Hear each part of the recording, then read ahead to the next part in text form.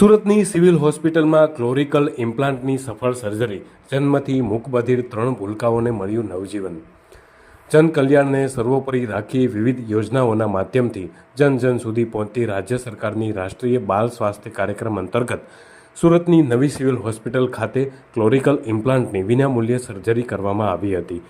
Private હોસ્પિટલમાં થતા 8 થી 10 લાખના ઓપરેશન ખર્ચના સ્થાને રાજ્ય સરકારની સહાયથી વિનામૂલ્યે સફળ સારવાર કરાઈ।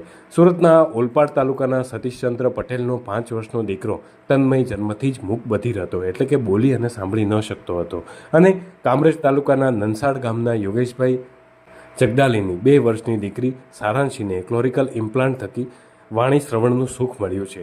સુરત શહેરના વરિયારી બજાર દાસ્તીપુરા ખાતે રહેતા રાહુલભાઈ રાઠોડનો 5 વર્ષનો દીકરાની પણ સર્જરી કરવામાં આવી છે। સુરત સિવિલ હોસ્પિટલના નિષ્ણાત તબીબોએ સાથે મળીને 3 બાળકોને સફળતાપૂર્વક સર્જરી કરી હતી।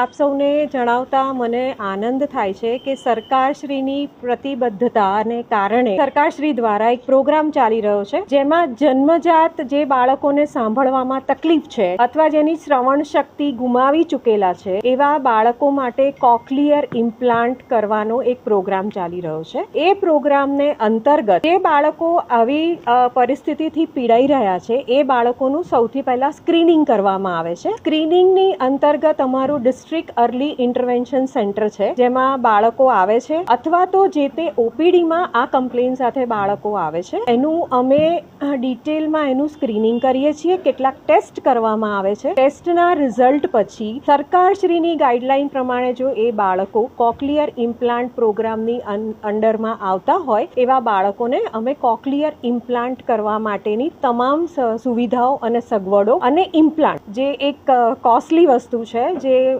બહાર